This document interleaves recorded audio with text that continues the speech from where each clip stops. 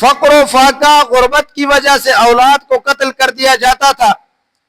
قرآن مجید میں اللہ تبارک و تعالیٰ نے فرمایا وَلَا تَقْتُلُوا أَوْلَادَكُمْ خَشْيَةَ إِمْلَاقٍ نَحْنُ نَرْزُقُهُمْ وَإِيَّاكُمْ، کہ تم اپنی اولاد کو غربت کی وجہ سے، فقر و فاقے کی وجہ سے قتل نہ کرو، تمہیں بھی ہم رزق دیتے ہیں اور انہیں بھی ہم رزق دیتے ہیں۔ اسی طرح بیٹیوں کو جان بوجھ کر زندہ دفن کر دیا جاتا تھا، اور اگر بیٹیاں کسی کے گھر میں ہوتی تو وہ عیب سمجھا جاتا تھا کہ لوگ مجھے تانے دیں گے، لوگ مجھے ملامت کریں گے کہ اس کے گھر میں بیٹی ہے۔ اللہ تبارک و تعالیٰ نے قرآن مجید میں اس معاشرے کا نقشہ کھینچا، ان لوگوں کے رویوں کا نقشہ کھینچا ہے۔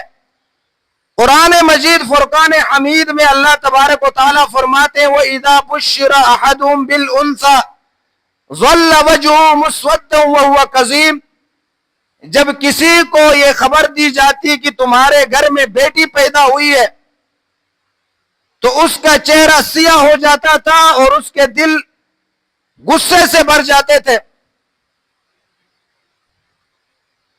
یتوارا من القوم، اور لوگوں سے چہرہ چھپائے ہوئے پھرتے تھے۔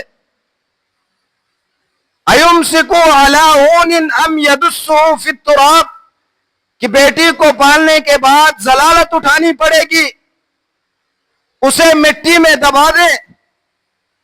یعنی اس قدر جہالت تھی کہ اپنی بیٹی کو، زندہ بیٹی کو اپنے ہاتھوں سے گھڑے میں ڈال کر اس کے اوپر مٹی ڈالتے تھے، اور اس دور کو دور جہالت کہا جاتا ہے۔ لیکن ایک وقت وہ بھی آیا کہ جب اللہ تبارک و تعالیٰ نے انسانوں کو انسانیت سے نکلتے ہوئے دیکھا، ظلم اپنے عروج پر تھا، فسادات زمین پر عام تھے، تو اللہ تبارک و تعالیٰ نے چاہا کہ اب اس انسان کو پھر سے انسان بنایا جائے اور اسے اشرف المخلوقات بنایا جائے۔ اس دنیا سے ظلم ہمیشہ کے لیے ختم ہو، فتنے اور فسادات ہمیشہ کے لیے ختم ہو، عدل و انصاف قائم ہو۔